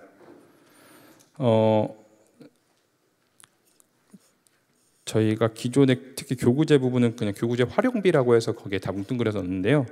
교구 임차인지 교구 구매인지 일단 분리가 되어 있고요. 그 다음에 교재는 별도로 교재 인쇄 제작 구매로 되어 있습니다. 그래서 이 세부 내용들에 따라서 관리 목록에 맞춰서 작성을 해주시면 되고 일단 작년 기준으로 빠지거나 뭐 더 들어간 관리목들은 없습니다. 모든 게 다 나눠져 있거나 이름이 바뀌었을 뿐이지 다 들어가 있는데 한 가지 바뀐 부분은 작년 같은 경우는 그 외에 기관에서 필요한 비용이 있다면 관리목 생성해서 넣어주세요라는 부분이 있었어요. 그 부분은 없어졌습니다. 이 안에서 다 해결하셔야 되고 이 안에 없다면 집행이 불가능한 거라고 보시면 돼요. 그래서 이 안에서 해주시면 되고 이런 행사 같은 것도 작년과 그냥 행사 개최비 하고 뭉뚱그려서 뭐 임차비는 얼마 이렇게 했었는데 다 식다갑이 임차료 용역비 다 나눠져 있고요. 그에 맞춰서 관리목별로 작성을 해주시면 되고 특히 용역비 같은 경우에는 대행 용역 있잖아요. 그냥 업체 하나 뽑아갖고 우리가 뭐 5천 줄 테니까 그냥 해주세요. 성과 보고서 보고 해주세요. 하는 용역은 안 되고요. 모든 기획과 운영은 주관 또는 협력기관에서 주도적으로 하시되 지금 저희도 저 뒤에 이제 저렇게 전문 분야의 용역분들이 계시잖아요. 중계라든지 영상 촬영 막 이런 전문 분야 이런 부분에 대해서만 용역 활용 가능하십니다. 교육생 숙박 임차료는 이제 숙박형 수업이라고 했는데 요거는 뒤에 자세하게 숙박형 수업이 뭔지 정의돼 있어요. 그래서 그거 봐주시면 되고 보험료 있고 운송비 그다음에 인원 수송 기타 경비 여기 이제 차량 렌트 비용이 있는데 기타 경비 부분은 그렇기 때문에 조금 최소화해 달라 부탁을 드리는 부분입니다. 그리고 이제 내부 인건비라고 표현이 되어 있는데 이게 엄밀히 따지면은 이제 대학이나 기관에 계신 분들은 아시겠지만 정규직은 내부 인건비, 계약직은 외부 인건비입니다. 엄밀히 얘기하자면. 근데 이제 그렇게 나누고 또 내부 인건비의 수당을 잡고 외부 인건비의 수당을 잡고 하면은 너무 복잡해지기 때문에 그냥 내부 인건비란 말로 퉁친 겁니다. 그래서 뭐 정규직이든 계약직이든 우리가 참여 인력이고 그 사람한테 인건비를 지급할 예정이다라고 하면은 내부 인건비에 참여 인력 인건비 잡아주시면 되고 사업수당 지급할 예정이다 내부 인건비에 참여 인력 사업수당 잡아주시면 됩니다. 그래서 그거에 대한 이제 기준 이런 거는 뒤에 부침자료 자세히 읽어보시면 되시고 요 시간의 근로 수당 있잖아요. 요것도 만약에 필요하시다면 이 인건비 안에 녹여 주셔야 돼요. 나중에 이거 필요한데 돈이 없다 하시면은 저희도 뭐 돈을 더 드릴 수는 없거든요. 그래서 요 시간의 근로 수당이 필요하다라고 하시면은 같이 요 인건비 쪽에 잡아주셔야 됩니다. 이거는 그야말로 인건비를 지급 안 받는 인원에 대한 미지급 인건비이기 때문에 미지급 인력의 인건비 인력에 대한 수당이기 때문에 이 시간의 근로 수당은 여기 넣어주셔야 되고 추가적으로 그 저희가 이게 1년이 안 되는 사업이잖아요. 그렇다 보니까 그 퇴직 충당금은 별도로 계산하실 수가 없습니다. 그래서 그 부분 참고 부탁드립니다. 그 외에 뭐 사대보험이라든지 이런 비용들 다 인건비에 녹여 주셔야 돼요. 회의비도 식다갑이 임차료 나눠져 있고 그 제가 오타 말씀드렸잖아요. 여기가 식다갑이라고 돼 있을 거예요. 임차 비용이 아니라 이런 거, 이런 부분 오타니까 참고해 주시면 됩니다. 출장비 있고요. 그다음에 이제 그 홍보물들 인쇄 제작하는 거 뭐 배너도 있고 현수막도 있고 뭐 홍보 영상 이런 것들 여기다 해주시면 되는데 저희가 또 나중에 추가적으로 말씀드리겠지만 가급적이면 현물이라고 해야 될까? 현물 배너와 현수막은 제작을 최소화해 주시길 바랍니다. 이 부분은 학교에서도 생각보다 민원이 많이 들어오고 있어요. 이렇게 강사분이 오셔서 그 SDG에 대해서 교육을 하시는데 막 현수막을 이만큼 버리고 하신대요. 이게 뭐냐? 그렇기 때문에 그냥 일자 없이 제목만 있는 현수막을 써서 계속 활용을 하신다든지 굳이 필요하시다면 근데 저희가 권장드리는 방법은 그냥 띄워놓으세요. 만약 사진 같은 게 필요하면 PPT로 그냥 띄워놓으세요. 저희가 나중에 그 템플릿 다 드리거든요. 그렇게 하셔도 무방합니다. 그리고 정산 수수료 저희가 150만 원 잡아달라고 요청드려놨습니다. 그래서 이거는 그냥 픽스된 금액으로 과세 기간이면 150에 어차피 매출 수수료 10% 붙을 거고 비과세 비영리 기간은 165만 원 잡으시면 됩니다. 그래서 이것도 저희가 이제 상반기 중에 정산하는 업체 회계법인 뽑히면 정확한 금액 안내 드릴 거고요. 모자르진 않을 거예요. 오히려 한 1, 20만 원 남을 수도 있는데 그 비용은 협약 그 사업비 변경 통해서 다른 부분에 쓰실 수 있게 해드릴 거니까 일단은 좀 넉넉히 150, 165만 원 이렇게 잡아 놓으시면 됩니다. 사무용품비 잡으시면 되고요. 간접비, 직접비의 5% 이내 잡아 놓으시면 됩니다. 그래서 지연인력비, 기간공통비, 비품구입비 잡으시면 되고요. 요 한도 있잖아요. 요거 잘 보셔야 되는 게 총사업비가 아닙니다. 직접비의 15%예요. 예산 내역서에 수식이 걸려 있긴 한데 가끔 이렇게 그 줄추가인가요? 하다 보면은 수식이 깨지더라고요. 그래서 나중에 꼭 확인해 보셔야 돼요. 직접비, 그러니까 사업관리비와 사업운영비를 합한 금액의 15%, 사업관리비와 사업운영비를 합한 금액의 5%입니다. 전체 총사업비가 아니고요. 네. 그래서 또 제가 방정식을 통해서 계산을 좀 해봤는데 이게 올림을 하다 보니까 정확한 수치가 아니에요. 그냥 되게 보수적이에요. 여기서 써있지만 이렇게 하면 최소한 그 한도를 넘을 일은 없다인데 실제 15% 5% 계산해서 그 완전 14.9999까지 맞추셔도 돼요. 4.9999까지 맞추셔도 되고 대신 5.1%는 안 되고요. 딱 5%까지 해주시면 됩니다. 강서류 지급 기준입니다. 시간당 중앙사 시간당 10만 원, 1회 수업 한도 30, 1회 한도 60인데요. 부가적인 설명드리자면 기본적으로 시간당 10만 원이고요. 하루에 하는 수업이 4차시, 5차시, 6차시, 7차시더라도 들을 수 있는 건 30만 원입니다. 하나의 프로그램이라면. 그러니까 3시간 이상을 한다는 전제 조건이겠죠. 그 하나의 프로그램이 3차시 이상. 그리고 근데 그 하루 안에 오전에는 A 프로그램 강사로 들어가시고 오후에는 B 프로그램 강사로 들어가서 각각 3시간 3차시 이상씩 하셨으면 60만 원까지 지급 가능하다라고 이해해 주시면 돼요. 뒤에 보조강사 단기인력 다 똑같은 말이고요. 다만 이렇게 했을 때 단기인력 분들은 까딱 잘못하면 그 최저시급을 어길 수가 있어요. 예를 들어서 하루에 8차시 하는 프로그램이어서 8시간 고용했는데 1회 수업 한도 6만 원이라서 6만 원만 주면 최저시급 어기게 되잖아요. 그래서 그런 경우는 밑에 나와 있는 대로 그 5시간 초과하게 되면 1일 한도 12만 원 이내에서 그 시간당 2만 원 이내 책정하신 그걸로 실제 근무 시간 계산해서 드려라. 그런 말입니다. 그래서 만약에 하루에 8시간 한 수업인데 8시간을 단기인력을 활용했다.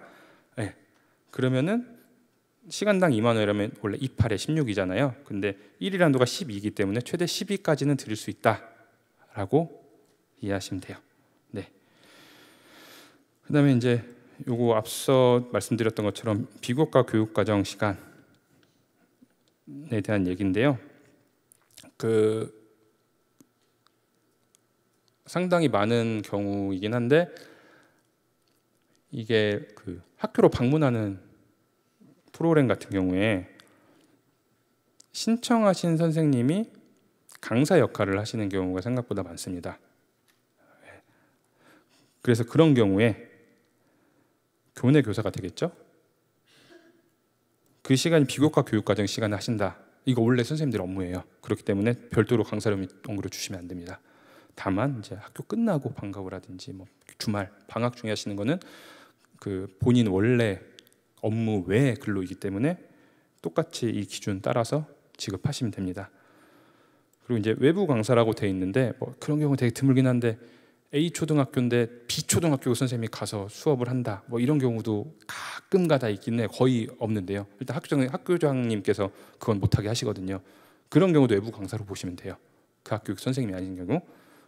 네, 그 학교 선생님이다. 그 신청하신 한 선생님이 아니더라도 그 학교 소속 부장 선생님이다, 뭐 교감 선생님이다, 아니면 다른 과목 선생님이다. 무조건 요거 따르셔야 됩니다. 그리고 이 부분은 뭐 사전 그 외부 강의 신고된 내용인데 한 번만 읽어보시고 이것도 당장 제한 단계에서 필요한 내용은 아니라서 한번 읽어보시면 됩니다. 이것도 나중에 OT 때 자세하게 또 말씀드릴 예정입니다. 장비 교구제 유의사항인데요. 내용 많은데 일단은 장비 같은 경우에는 대여 원칙이고요. 그러니까 장기 대여, 그러니까 월 대여 뭐 회마다 할 때마다 1회 5만 원, 5만 원, 5만 원이 아니라 이렇게 한 달에 해가지고 필요할 때마다 쓰시는 거를 권장하고 다만 이제 한도가 학생 1인 기준 10만 원 넘을 수 없다. 뭐 A 프로그램 안에 들어간 장비가 노트북, 태블릿, 에그 3개가 들어간다 그러면 합쳐서 10만 원을 넣으면 안 됩니다. 각각 10만 원이 아니라. 네, 이렇게 이해해 주시면 되고, 교구제 같은 경우에는 가장 많이 헷갈리시는 게 이제 저희가 학생 일행 중 30만 원이라고 하다 보니까 무조건 30만 원 쓸 수 있는 줄 아시는 기관들이 가끔 있으신데, 이거는 범용성과 일회성 교구를 동시에 투입되는 경우에 최대 30인 거고요. 범용성만 투입된다 20만 원입니다. 일회성만 투입된다 10만 원입니다. 여기도 아까 그 오타가 있는데 여기가 30, 20으로 돼 있을 거예요. 10만 원입니다. 네, 그렇게 봐주시면 되시고요. 이것도 한도 적용 기준도 좀 한번 봐주셔야 될 게, 전체 총 목표 인원의, 예를 들어 우리가 A 기준으로 2,000명이잖아요. 2,000명의 범용성 교구제 한도 20을 곱한다든지 10을 곱해서 한도가 나오는 게 아니고요. 프로그램별로 투입 교구제와 목표 인원, 나중에 달성 인원이겠죠. 그거에 따라서 정산시 반영을 합니다. 네, 그래서 그 부분 주의해 주셔야 되고요. 일회성 교구 말씀드린 대로 너무 과도한 수량 구매하시지 마셔라 라는 내용 또 한번 나와 있고, 저희가 올해 그 실재고 파악도 한번 하려고 해요. 특히 범용성 같은 경우에. 예. 그래서 사업 종료 후에는 기부 절차도 저희 재단이 주관해서 진행할 예정입니다. 그래서 뭐 그럴 일은 없으시겠지만 그 현장 실사 나갔을 때 혹시 재고 파악이 안 된 거나 하면은 당연히 불이익이 있을 거기 때문에 그 부분, 그 재고 관리, 예, 그 아까 말씀드린 LMS 상으로도 잘 해주시고 실재고도 잘 관리해 주시길 바랍니다. 그다음에 중요한 거죠. 활용하실 장비, 교구제, 견적서 필수로 다 제출해 주셔야 됩니다. 하나라도 누락되면 안 되고요. 그다음에 이제 가끔은 아니지만 모든 수업에 강사분들 것도 필요하시잖아요. 강사분들은 교구제 안 드리고 그냥 말로만 할 수는 없으니까 가능하신데 그 비용이 다 포함해가지고 그 한도 내에 들어와야 됩니다. 쉽게 말씀드리면 장비 기준으로 최대 1인당 학생 1인당 10만 원이잖아요. 20명이면은 200인가요? 200이죠. 200만 원 안에서 강사용과 학생용이 해결이 돼야 된다라고 봐주시면 돼요. 네, 별도로 한도를 선정하는 게 아니라. 네, 신청 자격 아까 말씀드린 대로 다 나와 있고요. 네, 여긴 좀 더 명확하게 주관 기간 포함 총 3개 이하여야 된다라고 나와 있죠. 그다음에 주관 기간이 대표로 신청하시는 겁니다. 주관 협력 따로 신청하시는 거 아니고요. 대신 역할 사전에 명확하게 해주시고요. 확약서 꼭 제출해 주시고, 관리 감독 주관 기간에 있습니다. A 같은 경우 그 주간 협력 기간 모두 주간 기간의 경험이 없으셔야 됩니다. 네, 해주시고 신청 자격은 쭉 봐주시면 되는데, 결국 법인, 공공이나 민간인은 법인이어야 되고 개인 사업자 안 되고, 네, 그 다음에 그 학원업 하시는 것도 안 됩니다. 사교육업이기 때문에 학원업 하시는 것도 안 되고, 네, 요새 그 대표자는 한 분인데 막 여러 개 사업체 내시는 경우 있더라고요. 네, 그거 하나의 기관으로 봅니다. 대표자분이 동일하면. 그래서 조유성이라는 사람이 A 에듀, B 교육, C 에듀테크 이렇게 갖고 있어서 A, B, C 다 할 수 있는 게 아니고요. 그 중에 가장 경쟁력 있는 사업체로 하나만 지원을 해주셔야 된다라는 뜻입니다. 참여제휴 대상 중요한 부분이죠. 네, 학원업 안 되고요. 개인 사업자인 경우 안 됩니다. 당연한 얘기, 필수 제출 저희가 말씀드린 4가지 서류 뒤에 나오는데 하나라도 미비하면은 당연히 제외 대상되고요. 새싹 A로 하셨는데 수행 경험 있는 경우, 요거 저희가 그 FAQ 할 때 아예 그냥 목록을 명단을 쫙 그 게시해 드릴 거예요. 그래서 그거 보시고 네, 확인해 주시면 됩니다. 그래서 그 다음에 그 혹시 지금까지는 없었습니다. 지금까지는 없었는데 나중을 위해서 저희가 넣은 이 내용인데, 저희 하면서 혹시 불미스러운 사건으로 인해 협약이 해제되는 경우 참여 제재를 좀 하려고 그 절차를 진행 중에 있고요. 미리 좀 사전에 좀 그 문구를 넣은 겁니다. 아직까지는 없는 걸로 알고 있습니다. 네. 그리고 이게 사람이 그 화장실 들어갈 때 나올 때 다르다고, 이게 특히 결과 보고서 때가 되면은 사정들이 엄청 생기시더라고요. 네. 근데 이제 뭐 물론 이제 불가피한 사유 같은 거 저희가 다 인정해드립니다. 근데 연락도 안 받으시고, 전화하시면 낼게요. 그리고 또 연락 안 받으시고, 이렇게 찰피를 미루시는 기간들이 하나씩 꼭 나와요. 그래서 혹시 그렇게 하고 계시다면 그런 분들 그거 해결될 때까지 신청 못 하십니다. 그다음에 국세지방세 체납한 경우, 그다음에 물이 야기하거나 진행 중이거나 2년 경과하지 않은 경우 다 참여 제한입니다. 하나라도 해당이 된다면 참여 제한 대상이고요. 공고기간 4월 3일까지고 PMS 통해서 하시면 됩니다. 여기 또 하나 오타, 코팍이라고 되어 있을 거예요. 저희가 영문명이 바뀌었거든요. 제가 영어가 좀 약해가지고 F로 되어 있을 거예요. 그거 싹인데, 근데 F로 들어가셔도 리다이렉트 됩니다. 리다이렉팅 됩니다. 그래서 상관은 없는데 오타라는 것 다시 말씀드리고요. 요 4가지 서류는 꼭 제출하셔야 되고 그 G파일로 지금 올라가 있습니다. 그래서 당연히 마감일 이후에 추가로 서류 우편이라든지 메일로 제출한 것 절대 안 되고요. 그 5시 이전까지 4월 3일까지 모든 서류 완벽하게 작성해서 내주셔야 됩니다. 3단계 평가 진행하고요. 서류 발표 단가 검증 들어가는데 서류에서 1.5배수 선정합니다. 그래서 그분들 발표 평가 진행해서 여기서 1배수 선정해서 단가 검증까지 해서 확정합니다. 사실 발표 평가에서 거의 확정된다고 보시면 되고요. 대신 이 사이에 이제 이의 신청 기간이 있거든요. 그래서 작년 같은 경우도 그 기간에 제보가 들어와가지고 한계 기간이 선정이 취소가 되셨었어요. 그런 경우가 발생하지 않는다면 발표평가 기관이 그대로 간다. 단가 검증까지 대신 단가 검증 통해서 예산이라든지 이게 확정이 된다라고 이해해 주시면 됩니다. 서류 평가는 저희가 서류 중심으로 저희가 자체적으로 할 거고요. 발표 평가는 이제 책임자분 오셔서 선발 책임자분 오셔서 발표해 주시고 질의응답해 주시면 됩니다. 단가 검증 저희가 해가지고 결과 통보해 드립니다. 신청 유의사항 쭉 읽어보시면 되는데 요거 첫 번째가 제일 중요합니다. 첫 번째, 두 번째. 그래서 아래 4가지 경우에 하나라도 해당되면은 지원금 환수 조치할 수 있다. 여기 당연한 내용이 있고, 요거 그 중복에 대한 내용이거든요. 아까 제가 막 교차도 중복 안 되고 요쪽도 중복 안 되고 다 안 된다, 하나만 하셔야 된다라고 말씀드렸잖아요. 그 부분에 대한 내용인데 조금 헷갈릴 수 있는 부분이 요겁니다. 대학 본교 및 캠퍼스 본사와 지사 중복 신청 안 됩니다. 예를 들어서 우리 대학이 서울에 캠퍼스 본캠이 있고 저쪽 충청도에 그 충청도 캠퍼스가 있어요. 각각 지원하시면 안 돼요. 그 중에 한 캠퍼스만 지원해 주셔야 됩니다. 근데 실제로 그렇게 작년에 접수가 돼가지고 조금 문제가 됐던 경우가 있고요. 그리고 이제 특히 기업인 경우에 이제 지사들이 막 있는 경우 있잖아요. 본사가 있고, 그래서 본사 지원하고 지사, 충청지사, 강원지사 다 별도 안 되고요.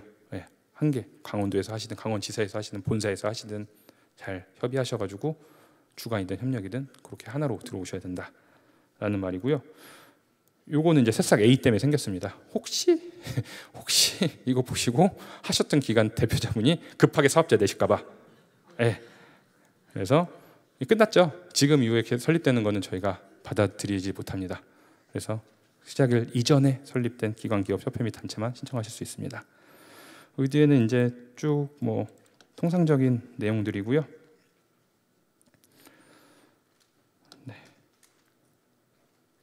또 하나 오타. 여기가 기타 문의라고 안 돼 있을 거예요. 9번과 같은 내용으로 돼 있을 겁니다. 여기 기타 문의고 문의처고요. 여기 저한테 연락 주시거나 여예림 연구원한테 연락 주시면 되는데 항상 드리는 얘기지만 전화 연결 상당히 어려워요. 막 받자마자 화내시는 분들도 있고 저도 받기 싫어서 안 받은 건 아닌데, 그래서 저희가 메일로 주시면 특히 공고 기간 내에는 만약 오전에 주시면 가급적 그날 안에 답장을 드리려고 하고 있고요. 아니면 전화를 좀 급한 건이라면 바로 유선으로 전화를 드리기도 하기 때문에 너무 메일로 보내는 거에 대해서 부담감 가지 마시고 전화로 일단 해보시고 통화 한두 번 해서 안 되면 바로 메일 주셔도 되고요. 처음부터 메일로 주셔도 되고, 어쨌든 오후에 주셔도 저희가 하루를 넘기지 않고 가급적 답변을 드리려고 하고 있다. 답변이 안 되는 거는 또 바로 연락드립니다. 이러이러한 이유로 예를 들어서 심사위원 명단 주세요, 이런 건 답변 못 드리잖아요. 그래서 그런 거 바로 연락드리니까 메일로 주시는 거에 대해서 너무 이렇게 걱정하지 않으셔도 될 것 같다라는 말씀 드리고요. 혹시나 저희 직원이 따로 연락을 드려서 뽑아드릴 테니 계좌 보내드리겠습니다 하면 바로 신고해 주세요. 평가 기준이고요. 한번 쭉 읽어보시면 됩니다. 그래서 서류랑 발표랑 배점이 조금씩 달라요. 그래서 이거에 따라서 서류 때는 여기에 우리가 좀 힘을 줘야지 통과가 되겠구나, 발표 갔을 때는 내가 PM이니 이 부분 많이 강조해야겠구나, 전략 잘 짜주시고요. 총점 100점 기준입니다. 이 부분 이제 디지털 인재상 하위 역량 정의및 예시인데요. 요거 한번 쭉 읽어 보시고 어떤 정의인지 이게 어떤 걸 뜻하는 하위 역량인지 하셔서 그 제안서 내에 잘 반영해 주시면 됩니다. 그래서 붙임자로 쭉 읽어 보시면 되고 가이드 부분도 이제 이 생성 기준과 이제 설명 보시고 어느 레벨에 맞는지 봐주실 때 이게 한 가지 말씀드릴게요. 화살표가 다 여기서부터 쭉쭉쭉 처음부터 쭉쭉 이어지죠. 그래서 예를 들어서 레벨 3이다 라고 하면 요것만 해당된다가 아니라 요 내용이 기본적으로 포함되어 있고 요것까지 포함되어 있다 라고 봐주시는 거예요. 예. 요것만 있으면 안 되고요. 요거 당연히 다 있고 우리는 응용까지 한다. 기초적인 개념 실습까지 원리 이해까지 하고 기초 과제도 하고 응용까지 넘어간다 했을 때 3점입니다. 예. 응용만 주구장창 응용만 한다 그거는 아닙니다. 예. 그런 내용으로 봐주시면 되고 사업비 편성 가이드 이 부분도 아까 그 관리목별로 구체적으로 나와 있는 부분이에요. 그래서 이 부분도 이 주의사항 같은 거 잘 읽어보시고 집행해 주시고 이거 FAQ 실긴 할 건데 그동안 이제 너무 당연한 얘기라고 생각해서 저는 이제 OT 할 때만 말씀을 드렸었거든요. 인건비요. 특히 대학에서 많이 헷갈리시는 경우가 있는데 정 교수님 기준으로 인건비가 100% 학교에서 나오잖아요. 그분의 업무는 연구와 강의이기 때문에 기본적으로 가르치는 게 100% 나오시기 때문에 당연히 외부 과제로 받아온 거는 인건비로 책정이 안 되세요. 학교 안에서도 그걸 못하게 막아놨어요. 근데 요거를 이렇게 싹 돌려서 저희한테는 인건비로 나갑니다 하고 학교에는 사업상으로 지급을 하게 되는 거죠. 네. 여태까지 그런 사례 되게 많이 발견이 됐었고 그거 다 환수 조치했습니다. 네. 그래서 뭐 정 교수님뿐만 아니라 제가 알기로는 산단의 정직 업무들도 그런 걸로 알고 있거든요. 그래서 그런 부분 인건비 짜실 때 해주시고 인건비는 그야말로 조규성이라는 사람이 월 급여가 300만 원으로 근로계약에 체결돼 있는데 그 중에 150은 뭐 찾아가는 학교 연수의 인건비로 나가고 150은 디지털 새싹 인건비로 나간다. 그럴 때 쓰는 인건비 이 너무 기본적인 얘기라서 제가 항상 공고에는 안 실렸는데 생각보다 이번에 그 사이에 벌써 한 2분 정도가 문의를 주셔가지고 그 부분도 나중에 FAQ로 실긴 할 겁니다. 네, 미리 좀 고지 드리는 점 참고 부탁드리고요.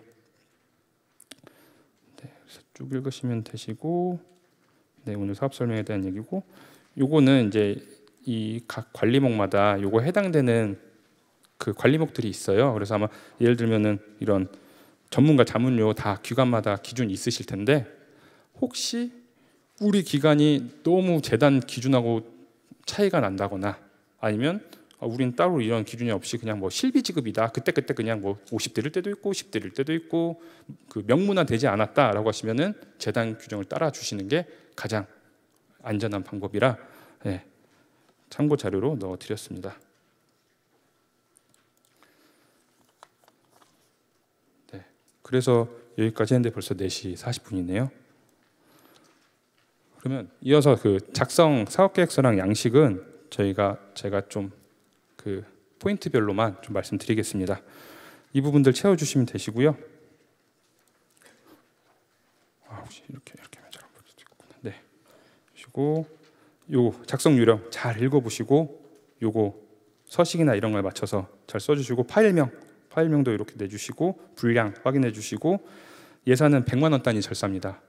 256만 3,240원 이렇게 떨어지면 안 되고 뭐 300만 원, 400만 원 이렇게 떨어지셔야 돼요. 아니면 그냥 6억, 10억 이렇게 해주셔야 되고 쪽번호 꼭 기재해 주시고 이런 파란 글씨나 이탈릭체 안내사항은 내실 때 다 삭제해서 내주시는 내용이고 목차 나중에 다 끝나시면 목차 잘 번호 정리해 주시고요. 쪽번호 요거 신청서는 A면 A만 작성, B는 B만 작성하고 나머지는 날리시면 됩니다.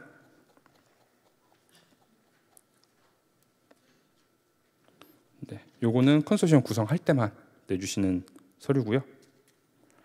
네, 배경 및 목적, 왜 지원하셨는지, 우리가 왜 이걸 해야 되는지, 궁극적으로 어떤 목적을 갖고서 사업하실 건지, 그다음에 우리는 어떤 기관이다 소개해 주시고 주요 성과 5년 이내 교육 사업, 교육 중에서 디지털 교육 중심으로 써주시면 더 좋겠죠. 네, 이런 거 했었다.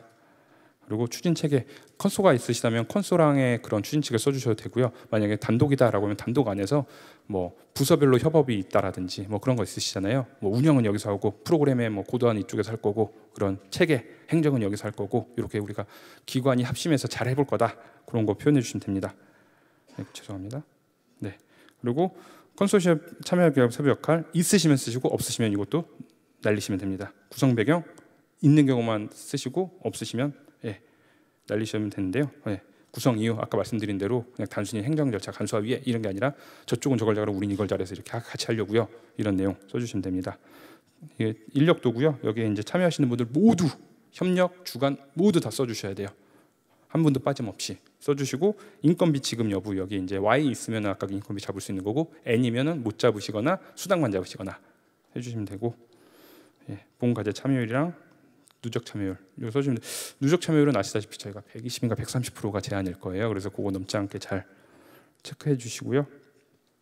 이런 거 그 장이랑 전담 인력들 어떤 전문성이 있는지 써주시고 혹시 나중에 사업 중간에 좀 채용 계획이 있으시다면 요거를 위해 사업을 위해서 이렇게 해서 우리가 지금 인원은 요 부분이 조금 부족해서 요 인원을 이런 전문성 가진 인원 뽑겠다 충원하겠다 이런 거 써주시면 됩니다. 특히 대학에서 이제 계약직들 뽑으실 때 많이 쓰시더라고요. 해주시고 추진 목표 아까 그 목적 기반으로 왜 이 사업을 했는지 신청했는지 목적 기반으로 우리가 12월에 끝났을 때 요 목표는 우리가 달성해보겠다라는 부분 정리해 주시면 되고 그래서 1기 때는 우리가 여기까지 하겠습니다. 2기 때는 여기까지 하겠습니다. 그래서 그걸 하기 위해서는 요거 해야 됩니다. 과제 1번, 2번, 3번 요거 해야 됩니다를 앞에다가 주요 내용 위주로 좀 정리를 해주시고요. 그다음에 뒤에다가는 조금 더 구체적으로 좀 설명이 필요한 부분들 작성을 해주시면 됩니다. 네, 제한 프로그램 요약표고요. 이제 B 기준으로는 6개, 최대 6개일 거고 A 기준으로는 이게 이제 3개로 줄어들겠죠. 최대 그 표 조절해서 해주시면 되고 이게 이제 말씀드린 아까 디지털 취약계층 특화된 프로그램인지 아닌지, 그러니까 그 섞여 있는 경우 있잖아요. 이건 일반 학생도 할 거고 다문화도 할 겁니다는 X입니다. 딱 그 특정 다문화라든지 특수교육이라든지 거기에 그 집중돼 있으면 동그라미고요. 그다음에 주간이든 협력이든 자체 프로그램이신지 X, 그다음에 기존에 운영을 하신 프로그램인지 저희 새싹 사업 기준입니다. 다른 교육 사업 아니고요. 새싹 22, 24 중에 운영을 해보셨던 프로그램인지 그거 체크해 주시면 되고 여기는 이제 그 각각의 프로그램의 저희 교육 소양 기본 과정은 이 4개 중에 하나가 되겠죠. 하나고 핵심 역량은 요거 이렇게 3개 있을 거고 한 가지씩은 될 거니까. 그다음에 요거는 이제 그 하위 역량이 최대 12개죠. 다 포함되실 수도 있잖아요. 그 중에 이제 1부터 5순위까지 가장 좀 높은 레벨 단계에 포함되는 역량들 5개씩 써주시면 되고 동률인 경우, 동레벨인 경우에는 셋 중에 더 이 프로그램을 나타낼 수 있는 역량을 선택해 주시면 돼요. 특화과정 마찬가지고요. 그래서 여기는 그 번호로 되어 있는데 이 번호는 요거 보시면 됩니다. 요거 넘버링된 거. 여기도 오타가 있네요. 여기 7번, 8번인데 요거 제가 수정해서 다시 올리겠습니다. 그다음에 이 프로그램의 의도가 뭔지, 그다음에 이 프로그램만의 강점, 차별성 이런 거 적어주시면 좋을 것 같고요. 특히 이런 거 써주실 때는 우리만 할 수 있다라는 걸 많이 좀 나타내 주시는 게 좋습니다. 이거는 우리만 할 수 있는 거다. 그런 부분들 많이 나타내 주시기 바라고 교육생 1기에 얼마, 2기에 얼마에서 A는 최소 2,000, B는 최소 4,500 이렇게 하겠다 해주시면 되고 이 권역별 목표 인원도 같이 작성해 주시면 됩니다. 그래서 모집은 이렇게 할 거고 운영은 이렇게 할 겁니다. 써주시면 되고요. 그다음에 교육생 디지털 역량은 뭐 이 프로그램을 통해서도 되겠지만 그 위에 혹시 뭐 추가적으로 진행되는 사항이 있다라든지 아니면 뭐 이런 거 밑에 있는 것처럼 우리가 이수율 높이기 위해 뭐 어떤 뭐 당근을 던지겠다라든지 이런 부분들 같이 써주시면 좋을 것 같고요.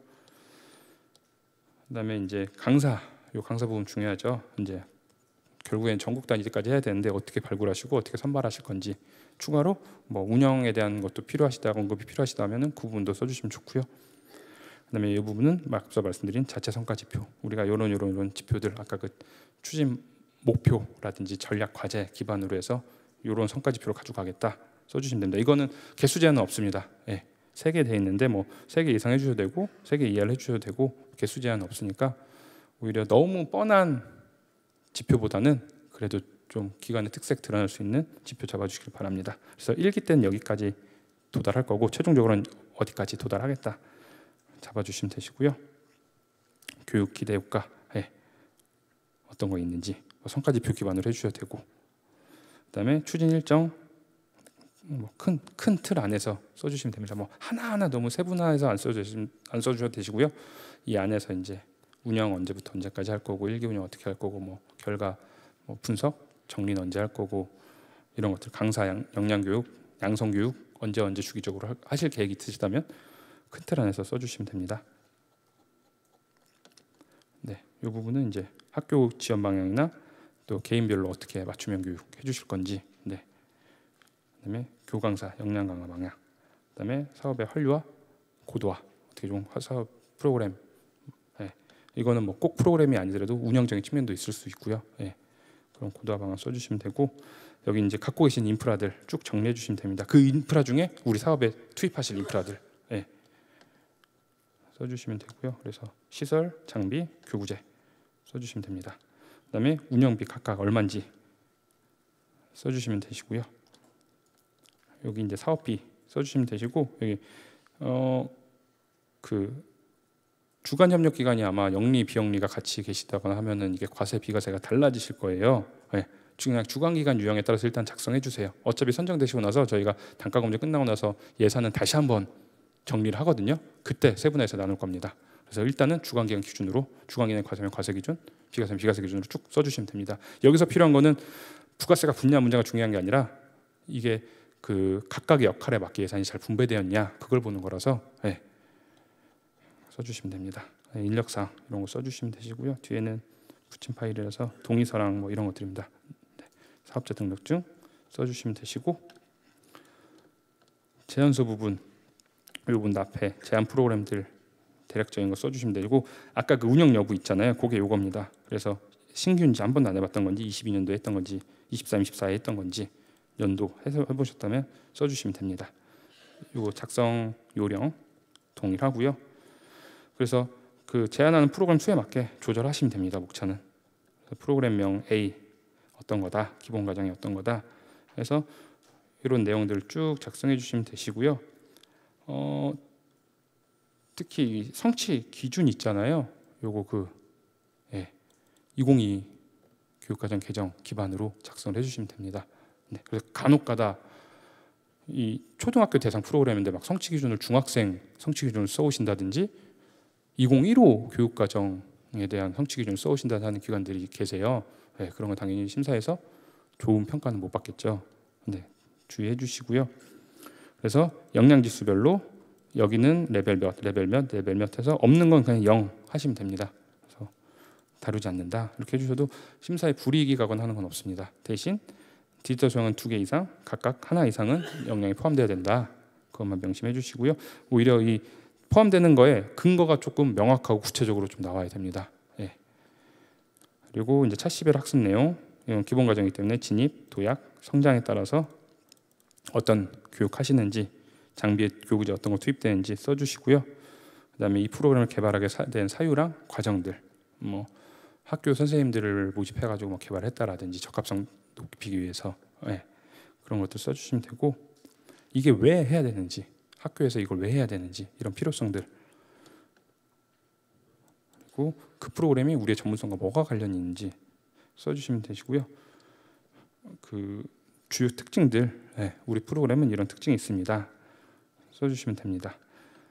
그리고 이제 이게 기운형 프로그램이라면은 당시엔 이랬는데 이런 부분이 좀 우리가 개선을 해서 좀 더 잘 해보려고 다시 제안을 합니다라는 부분이에요. 그래서 이 부분에 대한 내용도 작성해 주시면은 평가에 당연히 반영이 됩니다. 네. 그래서 신규 프로그램이면 여기는 작성하실 필요 없고요. 그래서 이 프로그램의 기수별로 몇 명씩 몇 명씩 하실 건지 목표 인원 작성해 주시고요. 그래서 그 운영하시면서 어떤 계획을 갖고서 하실 건지 작성을 해주시면 됩니다. 그 다음에 투입되는 그 교구제는 어떤 이유에 의해서 투입돼야 하고 이게 후속으로 어떻게 활용이 가능할지 아이디어 차원이 될 수도 있고요. 써주시면 됩니다. 그리고 이제 결국엔 이게 교육이 잘, 여기는 평가라는 그 단어를 쓰긴 했지만 그렇다고 뭐 성취도 평가를 하라는 말씀은 아니고요. 이 교육이 정말 잘 이루어졌는지 안 이루어졌는지 어떻게 확인해 보실 건지 그런 거에 대해서 작성을 해주시면 됩니다. 그다음에 사후에 혹시 관리 방안이 있다면은 그 부분도 작성해 주시면 좋을 것 같습니다. 그래서 이게 사후라 해서 뭐 교육 끝나고 다음 달에 뭘 해주고 이런 것뿐만 아니라요. 뭐 8차시 수업하고 나서 뭐 마지막 차시에 교육이 좀 이어질 수 있게 어떤 그런 걸 해주신다든지 뭐 그런 거 작성해 주시면 됩니다. 프로그램 운영 구성안, 이 프로그램에 투입되는 예산 작성해 주시면 되시고요. 교육 단가는 이 총계에서 목표 인원 나눠주시면 됩니다. 견적서 다 활용되는 장비, 교구제 다 포함해 주시고 중복되는 교구제가 있으시다면 그거는 한 번만 넣어 주셔도 돼요. 견적서를.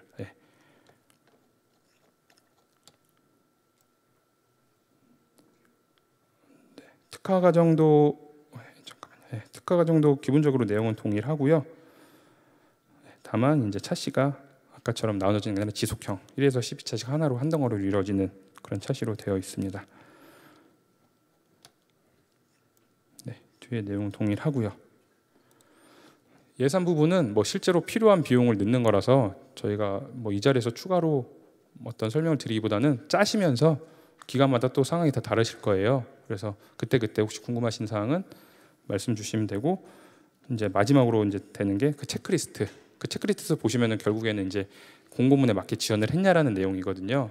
그래서 당연히 다 예로 돼야 되고, 그거 나중에 당연한 얘기지만 허위로 밝혀지면 그것도 이제 선정 취소 사유가 될 수 있으니까 필히 한 번씩 체크해서 작성해서 제출해 주시면 감사하겠습니다. 여기까지 좀 설명을 마쳤고요. 이것으로 사업 설명의 공식적인 식수는 마무리하도록 하겠습니다.